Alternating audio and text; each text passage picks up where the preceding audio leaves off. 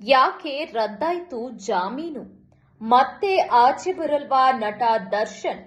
ಮತ್ತೊಮ್ಮೆ ಸಿಗಬಹುದಾ ಜಾಮೀನು?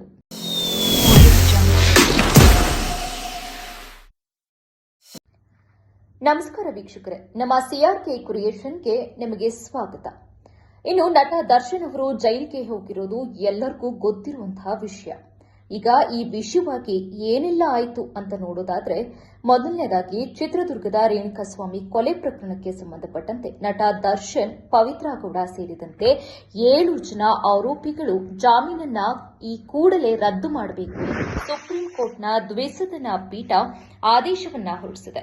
ಇದರ ಜೊತೆಗೆ ಆರೋಪಿಗಳು ವಿಚಾರಣಾ ನ್ಯಾಯಾಲಯಕ್ಕೆ ಹಾಜರಾಗಬೇಕು ಎಂಬ ಸೂಚನೆಯನ್ನ ನೀಡಿದೆ.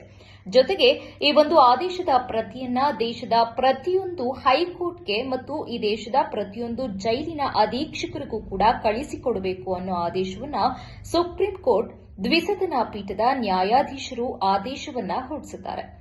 ಏನೋ ಈ ಕೇಸ್ ಬಗ್ಗೆ ಹೇಳೋದಾದ್ರೆ, ಈ ಪ್ರಕರಣ ಆರಂಭ ಆಗಿದ್ದು ಜೂನ್ 9ನೇ ತಾರೀಕು 2024ನೇ ಇಸ್ವಿಯಲ್ಲಿ ಕಾಮಾಕ್ಷಿ ಪಾಳ್ಯದ ಸುಮ್ನಹಳ್ಳಿಯ ಆಸುಪಾಸು ಇರುವ ಸತ್ವ ಅಪಾರ್ಟ್ಮೆಂಟ್ ಮುಂದೆ ಹರಿದು ಹೋಗುವಂತಹ ಮೋರಿ ಪಕ್ಕದಲ್ಲಿ ಒಂದು ಮೃತದೇಹ ಬಿದ್ದಿರುತ್ತೆ.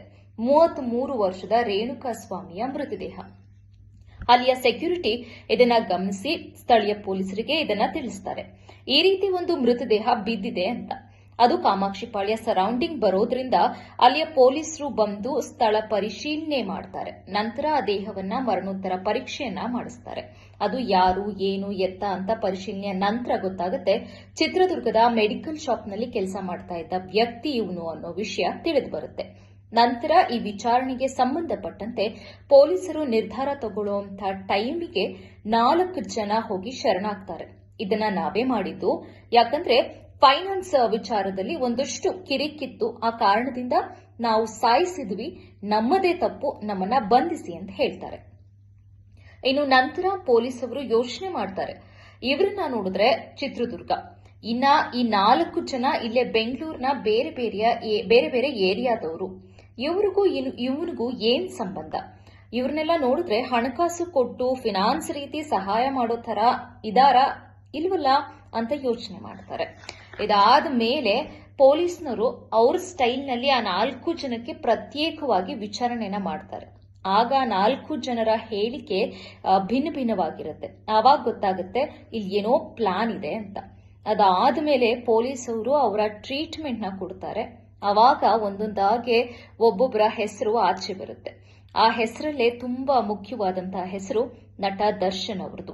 ಯಾವಾಗ ಈ ಪ್ರಕರಣದಲ್ಲಿ ನಟ ದರ್ಶನ್ ಅವರು ಭಾಗಿಯಾಗಿದ್ದಾರೆ ಅಂತ ಗೊತ್ತಾಗುತ್ತೆ, ಆಗ ತುಂಬಾ ಸೂಕ್ಷ್ಮವಾಗಿ, ಗೌಪ್ಯವಾಗಿ ಇದನ್ನೆಲ್ಲ ಕೂಡ ಮಾಹಿತಿಯನ್ನ ಬಿಟ್ಕೊಡದೆ ಸೀದಾ ಹೋಗಿ ನಟ ದರ್ಶನ್ ಎಲ್ಲಿದ್ದಾರೆ ಅನ್ನೋ ಮಾಹಿತಿಯನ್ನ ಕಲೆ ಹಾಕಿ ಅವರು ಮೈಸೂರಿನಲ್ಲಿರೋ ವಿಷಯವನ್ನ ತಿಳಿದು, ಆಗ ದರ್ಶನ್ ಅವರು ಡೆವಿಲ್ ಚಿತ್ರ ಏನಿತ್ತು ಆ ಚಿತ್ರದ ಶೂಟಿಂಗ್ ನಲ್ಲಿ ಭಾಗಿಯಾಗಿರೋದನ್ನ ತಿಳಿದು ಅಲ್ಲಿಗೆ ಹೋಗಿ ನಟ ದರ್ಶನ್ ಅವರಿಗೆ ಹೇಳ್ತಾರೆ, ಈ ರೀತಿ ನಾವು ನಿಮ್ಮನ್ನ ಬಂಧಿಸೋಕೆ ಬಂದಿದ್ದೀವಿ, ನೀವು ಸಹಕರಿಸಬೇಕು ಅಂತ ತಿಳಿಸ್ತಾರೆ. ನಂತರ ದರ್ಶನ್ ಅವರು ಜಿಮ್ನಲ್ಲಿ ಇದ್ದ ಸಂದರ್ಭ ಅವರನ್ನ ಅರೆಸ್ಟ್ ಮಾಡ್ಕೊಂಡು ಬಂದು ಬೆಂಗಳೂರಿನ ನ್ಯಾಯಾಲಯಕ್ಕೆ ಅವರನ್ನ ಹಾಜರುಪಡಿಸ್ತಾರೆ. ನಂತರ ಅವರಿಗೆ ನ್ಯಾಯಾಂಗ ಬಂಧನ ವಿಸ್ತರಣೆಯಾಗುತ್ತೆ. ಆಮೇಲೆ ತಪ್ಪು ಮಾಡಿರೋದು ಸಾಬೀತಾದ ಹಿನ್ನೆಲೆ ಜೈಲಿಗೆ ಕಳಿಸಲಾಗ್ತದೆ. ಅವರ ಜೊತೆ ಯಾರೆಲ್ಲ ಇದ್ರು, ಯಾರ ಮೇಲೆಲ್ಲ ಆರೋಪ ಸಾಬೀತಾಗಿತ್ತು ಅವರನ್ನ ಕೂಡ ಜೈಲಿಗೆ ಕಳಿಸಲಾಯಿತು. ತದನಂತರ ನಟ ದರ್ಶನ್ ಅವ್ರನ್ನು ಕೂಡ ಅಲ್ಲೇ ಇರ್ತಾರೆ. ಅವರು ಒಂದಷ್ಟು ಜನರ ಜೊತೆ ಸೇರಿ ಸ್ಮೋಕ್ ಮಾಡ್ತಿದ್ದಂಥದ್ದು, ಕಾಫಿ ಕುಡಿತಾ ಕೂತಿರುವಂತಹ ಒಂದು ಫೋಟೋ ವೈರಲ್ ಆಗುತ್ತೆ. ಅದು ಸಾಮಾಜಿಕ ಮಾಧ್ಯಮಗಳಲ್ಲಿ ಪ್ರಕಟವಾಯಿತು. ಆವಾಗ ಒಂದಷ್ಟು ಜನಗಳಲ್ಲಿ ಏನಪ್ಪಾ ಇದು ತಪ್ಪು ಮಾಡಿ ಇಷ್ಟೊಂದು ಆರಾಮಾಗಿದ್ದಾರೆ, ಎಲ್ರಿಗೂ ಇದೇ ರೀತಿ ಟ್ರೀಟ್ಮೆಂಟ್ ಸಿಗುತ್ತಾ ಅನ್ನೋ ಪ್ರಶ್ನೆಗಳು ಹುಟ್ಟೋಕ್ ಶುರುವಾಯಿತು. ಯಾವಾಗ ಇದು ಸಾಮಾಜಿಕವಾಗಿ ವೈರಲ್ ಆಯಿತು, ಸರ್ಕಾರವೂ ಕೂಡ ಒಂದು ನಿರ್ಧಾರವನ್ನ ಕೈಗೊಂಡು ನಟ ದರ್ಶನ್ ಅವರನ್ನ ಬಳ್ಳಾರಿ ಜೈಲಿಗೆ ಶಿಫ್ಟ್ ಮಾಡಿತು. ಆ ಸಂದರ್ಭದಲ್ಲಿ ನಟ ದರ್ಶನ್ ಅವರ ಪತ್ನಿ ವಿಜಯಲಕ್ಷ್ಮಿ ಅವರು ದರ್ಶನ್ ಅವರಿಗೆ ಸಂಬಂಧಪಟ್ಟಂತ ವಸ್ತುಗಳನ್ನ ಕೊಟ್ಟು ಬರುವಂತಹ ಸಂದರ್ಭದಲ್ಲಿ, ಹಾಗೆ ದರ್ಶನ್ ಅವರು ಅದನ್ನ ಇಸ್ಕೊಂಡು ಹೋಗುವಂತಹ ಸಂದರ್ಭದಲ್ಲಿ ನಟ ದರ್ಶನ್ ಅವರು ಕುಂಟ್ಕೊಂಡು ಹೋಗ್ತಾ ಇದ್ದಿದ್ದು ಅಥವಾ ಕುಂಟ್ಕೊಂಡು ಓಡಾಡ್ತಾ ಇದ್ದಿದ್ದು ಮಾಧ್ಯಮದವರು ಕ್ಯಾಪ್ಚರ್ ಮಾಡಿರೋದನ್ನ ನಾವೆಲ್ಲ ನೋಡಿರುವಂತದ್ದು. ಏನೋ ಸಮಸ್ಯೆ ಇದೆ ಅನ್ನೋದು ಅದರಿಂದ ನಮಗೆ ತಿಳಿತಾ ಇತ್ತು. ಇನ್ನು ಆ ಸಂದರ್ಭದಲ್ಲಿ ಬಳ್ಳಾರಿಯ ಸರ್ಕಾರಿ ಆಸ್ಪತ್ರೆ, ಭೀಮ್ಸ್ ಆಸ್ಪತ್ರೆಯ ವೈದ್ಯರು ಒಂದು ವರದಿಯನ್ನ ಕೊಡ್ತಾರೆ. ನಟ ದರ್ಶನ್ ಅವರಿಗೆ ಪ್ಯಾರಾಲಿಸಿಸ್ ಆಗೋ ಸಾಧ್ಯತೆ ಇದೆ. ಇದರಿಂದ ಸ್ಟ್ರೋಕ್ ಕೂಡ ಆಗಬಹುದು. ಇವರಿಗೆ ಬೆನ್ನು ನೋವು ಸಮಸ್ಯೆ ಇರೋದ್ರಿಂದ ಅವರಿಗೆ ಕೂಡಲೇ ಚಿಕಿತ್ಸೆಯನ್ನ ಕೊಡಬೇಕಾಗುತ್ತದೆ ಅಂತ ಹೇಳ್ತಾರೆ. ಇನ್ನು ಅದಕ್ಕೆ ಸಂಬಂಧಪಟ್ಟ ಹಾಗೆ ಜೈಲಿನಲ್ಲೇ ಕೊಡಿ ಅಂತ ಹೇಳ್ತಾರೆ. ಆದ್ರೆ ಅಲ್ಲಿ ಉನ್ನತ ತಂತ್ರಜ್ಞಾನ ಇಲ್ಲದೆ ಇರೋದ್ರಿಂದ ಆ ಕಾರಣದಿಂದ ಅಲ್ಲಿ ಮಾಡೋದಕ್ಕೆ ಆಗೋದಿಲ್ಲ ಅನ್ನೋ ಒಂದು ಕಾರಣನ ಇವರು ಕೊಡ್ತಾರೆ. ಆ ಡಾಕ್ಟರ್ ಕೊಡೋ ವರದಿಯನ್ನ ಆಧರಿಸಿ 6 ವಾರಗಳ ಕಾಲ ಅವರಿಗೆ ಮಧ್ಯಂತರ ಜಾಮೀನು ಆದೇಶವನ್ನ ಅಲ್ಲಿ ಪ್ರಕಟ ಮಾಡುತ್ತೆ. ಇದಾದ್ಮೇಲೆ ದರ್ಶನ್ ಅವರು ಬೆಂಗಳೂರಿಗೆ ಬರ್ತಾರೆ. BGS ಗ್ಲೋಬಲ್ ಹಾಸ್ಪಿಟಲ್ನಲ್ಲಿ ಒಂದು ಥೆರಪಿಯ ಮೂಲಕ ಚಿಕಿತ್ಸೆಯನ್ನ ಪಡೆದುಕೊಳ್ತಾರೆ. ನಂತರ ಅವರು ಚಿತ್ರೀಕರಣದಲ್ಲೂ ಕೂಡ ಭಾಗಿಯಾಗ್ತಾರೆ. ಇನ್ನೇನು ಮಧ್ಯಂತರ ಜಾಮೀನು ಆದೇಶ ಏನ್ ಕೊಟ್ಟಿದ್ರು 6 ವಾರಗಳ ಕಾಲ ಅದು ಮುಗಿಯುವಂತಹ ಸಂದರ್ಭದಲ್ಲಿ ಡಿಸೆಂಬರ್ 13ನೇ ತಾರೀಕು ಇವರಿಗೆ ಹೈಕೋರ್ಟ್ ಏನಿದೆ ಅದು ಜಾಮೀನನ್ನ ಪ್ರಕಟ ಮಾಡುತ್ತೆ. ಅದು ನಿಯಮಿತ ಜಾಮೀನನ್ನ. ಈಗಾಗಲೇ ನಟ ದರ್ಶನ್ ಅವರ ಪರದಂತಹ ವಕೀಲರೇನಿದ್ದಾರೆ ಅವರು ಸೆಷನ್ ಕೋರ್ಟ್ಗೆ ಹೋಗಿರ್ತಾರೆ. ಅಲ್ಲಿ ಇವರ ಜಾಮೀನನ್ನ ತಿರಸ್ಕರಿಸಲಾಗಿರ್ತದೆ. ನಂತರ ಇವರು ಹೈಕೋರ್ಟ್ಗೆ ಹೈಕೋರ್ಟ್ ಮೆಟ್ಲೇರ್ತಾರೆ. ಆಗ ಅಲ್ಲಿಯ ನ್ಯಾಯಾಧೀಶರಾದಂತಹ ಎಸ್ ವಿಶ್ವಜಿತ್ ಶೆಟ್ಟಿ ಅವರು ಒಂದಷ್ಟು ಅಂಶಗಳನ್ನ ಉಲ್ಲೇಖಿಸಿ ಇವರಿಗೆ ಡಿಸೆಂಬರ್ 13ನೇ ತಾರೀಕು ಜಾಮೀನನ್ನ ಮಂಜೂರು ಮಾಡ್ತಾರೆ. ಈ ಪ್ರಕರಣಕ್ಕೆ ಸಂಬಂಧಪಟ್ಟ ಹಾಗೆ 7 ಜನರು ಏನಿರ್ತಾರೆ ಅವರಿಗೆ. ಇನ್ನು ಈ ಪ್ರಕರಣಕ್ಕೆ ಸಂಬಂಧಪಟ್ಟ ಕೆಲವರಿಗೆ ಆಲ್ರೆಡಿ ಬೇಲ್ ಸಿಕ್ಕಿರುತ್ತೆ ಸೆಷನ್ ಕೋರ್ಟ್ನಲ್ಲೇ. ಕೆಲವರಿಗೆ ಮಾತ್ರ ರಿಜೆಕ್ಟ್ ಮಾಡಿರುತ್ತೆ. ಅದು A1, A2, A3, A4 ಹೀಗೆ ಬಂದಂತಹ ಒಂದು 7 ಜನರಿಗೆ ರಿಜೆಕ್ಟ್ ಮಾಡಿರುತ್ತೆ.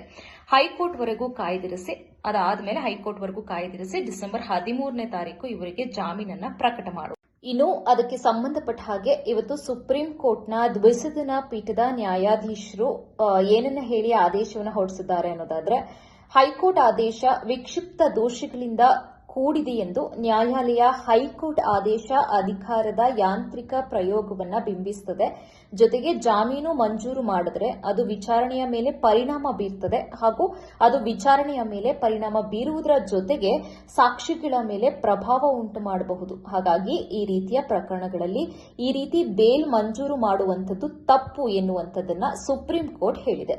ಹಾಗೇನೆ ಆರೋಪಿ ಎಷ್ಟೇ ದೊಡ್ಡವನಾದರೂ ಅವನು ಅಥವಾ ಅವಳು ಕಾನೂನಿಗಿಂತ ಮೇಲಲ್ಲ ಅನ್ನೋ ಒಂದು ಸಂದೇಶವನ್ನ ಇದು ನೀಡುತ್ತದೆ. ನ್ಯಾಯ ವಿತರಣಾ ವ್ಯವಸ್ಥೆಯ ಯಾವುದೇ ಹಂತದಲ್ಲಿ ಯಾವುದೇ ಬೆಲೆ ತೆತ್ತಾದ್ರೂ ಕಾನೂನಾತ್ಮಕ ಆಡಳಿತವನ್ನ ಎತ್ತಿ ಹಿಡಿಬೇಕು ಅನ್ನುವಂಥ ಒಂದು ಬಲವಾದ ಸಂದೇಶವನ್ನ ಇದು ಒಳಗೊಂಡಿದೆ. ಹಾಗೆ ಯಾವುದೇ ವ್ಯಕ್ತಿ ಕಾನೂನಿಗಿಂತ ಮಿಗಿಲಲ್ಲ ಅಥವಾ ಕೆಳಗಲ್ಲ ಅಥವಾ ಕೀಳಲ್ಲ. ನಾವು ಅದನ್ನ ಪಾಲಿಸುವಾಗ ಯಾರ ಅನುಮತಿಯನ್ನ ಕೇಳುವಂತಿಲ್ಲ ಎಂದು ನ್ಯಾಯಮೂರ್ತಿಯವರು ಸ್ಪಷ್ಟವಾಗಿ ಹೇಳಿರುವಂಥದ್ದು. ಇನ್ನು ಹಾಗೇನೆ ಎಲ್ಲಾ ಸಮಯದಲ್ಲೂ ಕಾನೂನಾತ್ಮಕ ಆಡಳಿತವನ್ನ ಕಾಪಾಡಿಕೊಳ್ಳುವುದು ಇಂದಿನ ಅಗತ್ಯವಾಗಿದೆ ಎಂದು ನ್ಯಾಯಮೂರ್ತಿಯವರು ಆದೇಶದ ಕುರಿತಾಗಿ ಹೇಳಿಕೆಯನ್ನ ನೀಡಿದ್ದಾರೆ. ಹಾಗೆ ಜೈಲಿನಲ್ಲಿ ಆರೋಪಿಗಳನ್ನ ವಿಶೇಷವಾಗಿ ನಡೆಸಿಕೊಳ್ಳುವುದರ ವಿರುದ್ಧವೂ ನ್ಯಾಯಾಲಯ ಎಚ್ಚರಿಕೆಯನ್ನ ನೀಡಿತು. ಹಾಗೆ ಆರೋಪಿಗಳಿಗೆ ಪಂಚತಾರ ಉಪಚಾರ ನೀಡುತ್ತಿರೋದು ಏನಾದರೂ ತಿಳಿದು ಬಂದ್ರೆ ಮೊದಲ ಹೆಜ್ಜೆಯಾಗಿ ಸೂಪರಿಂಟೆಂಡೆಂಟ್ ಹಾಗೂ ಆದಿಯಾಗಿ ಎಲ್ಲಾ ಅಧಿಕಾರಿಗಳನ್ನ ಅಮಾನತುಗೊಳಿಸಲಾಗುತ್ತದೆ ಎಂದು ಕಟು ಶಬ್ದದಲ್ಲಿ ಪೀಠ ತಿಳಿಸಿರುವಂಥದ್ದು. ಇನ್ನು ಪವಿತ್ರ ಗೌಡ ಅವರು, ನಾನು ಸಿಂಗಲ್ ಪೇರೆಂಟ್, ಒಬ್ಬ ತಾಯಿಯಾಗಿ ನಾನು ನನ್ನ ಮಗುನ ನೋಡ್ಕೋಬೇಕು, ದಯಮಾಡಿ ಜಾಮೀನನ್ನ ರದ್ದುಗೊಳಿಸಬೇಡಿ ಅಂತ ಕೇಳ್ಕೊಂಡಿದ್ದಾರಂತೆ. ಇನ್ನು ಈ ಕಡೆ ನಟ ದರ್ಶನ್ ಅವರು ಡೆವಿಲ್ ಮೂವಿ ಚಿತ್ರೀಕರಣ ಸಂಪೂರ್ಣವಾಗಿ ಮುಗಿಸಿದ್ದಾರೆ.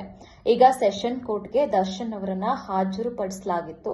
ಅದಾದ ನಂತರ ನ್ಯಾಯಾಧೀಶರ ತೀರ್ಪಿನ ಆಧಾರದ ಮೇಲೆ ಅವರು ಏನ್ ತೀರ್ಪು ಕೊಟ್ಟಿದ್ದಾರೆ ಅದನ್ನ ಅನುಸರಣೆ ಮಾಡಿನೇ ಪೊಲೀಸ್ ಅವರು ತಮ್ಮ ಕಾರ್ಯವನ್ನ ಕೈಗೊಂಡಿದ್ದಾರೆ. ಅದರ ಜೊತೆಗೆ ಇನ್ನು ಈ ಪ್ರಕರಣಕ್ಕೆ ಸಂಬಂಧಪಟ್ಟ ಹಾಗೆ ಅವರ ಪರ ವಕೀಲರು ಈ 7 ಜನರ ಮೆನ್ಷನ್ ಮಾಡಿದ್ದಾರೆ. ಅದೇನು 7 ಜನ ಆರೋಪಿಗಳು ಅಂತ ಮೆನ್ಷನ್ ಮಾಡಿದ್ದಾರೆ, ಆ ಮೆನ್ಷನ್ ಮಾಡಿನೇ ಪಿಟಿಷನ್ ಹಾಕೊಂಡು ಬೇಲನ್ನ ಪಡೆದಿದ್ದು. ಸೊ ಈಗ ದ್ವಿಸದಸ್ಯ ಪೀಠದ ಆದೇಶವನ್ನ ಪ್ರಶ್ನೆ ಮಾಡಿ ತ್ರಿಸದಸ್ಯ ಪೀಠಕ್ಕೆ ಹೋಗ್ತಾರೆ. ಇನ್ನ ಹೋದ್ರೂ ಕೂಡ 6 ತಿಂಗಳು ಸಮಯ ಅಂತೂ ಹಿಡಿಯುತ್ತೆ. ಅದಾದ ನಂತರ ತ್ರಿಸದನ ಪೀಠ ಏನ್ ಆದೇಶನ ಹೊರಡಿಸುತ್ತೆ ಅದನ್ನ ಕೂಡ ಕಾದ್ ನೋಡ್ಬೇಕು.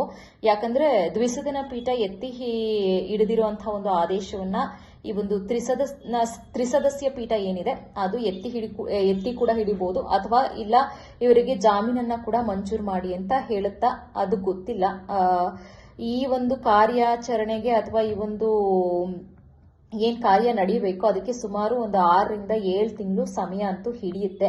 ಅಲ್ಲಿವರೆಗೂ ಇವರು ಸದ್ಯಕ್ಕೆ ಜೈಲಿನಲ್ಲೇ ಇರಬೇಕಾದಂತಹ ಪರಿಸ್ಥಿತಿ ಆಗತ್ತೆ ಅಂತ ಎಲ್ಲರೂ ಕೂಡ ಹೇಳ್ತಾ ಇದ್ದಾರೆ. ಅದು ಕೂಡ ಏನಾಗುತ್ತೆ ಗೊತ್ತಿಲ್ಲ.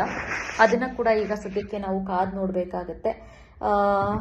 ಇದು ಈ ಸದ್ಯಕ್ಕೆ ಸಿಕ್ಕಿರುವಂತಹ ಮಾಹಿತಿ ಅಂತಾನೆ ಹೇಳ್ಬೋದು. ಇನ್ನು ಇದೇ ರೀತಿಯಾದಂತಹ ಮಾಹಿತಿಗಳಿಗಾಗಿ ನಮ್ಮ ಚಾನೆಲ್ನ ದಯವಿಟ್ಟು ಸಬ್ಸ್ಕ್ರೈಬ್ ಮಾಡಿ. ವಿಡಿಯೋ ಇಷ್ಟ ಆದರೆ ಲೈಕ್ ಮಾಡಿ, ಶೇರ್ ಮಾಡಿ.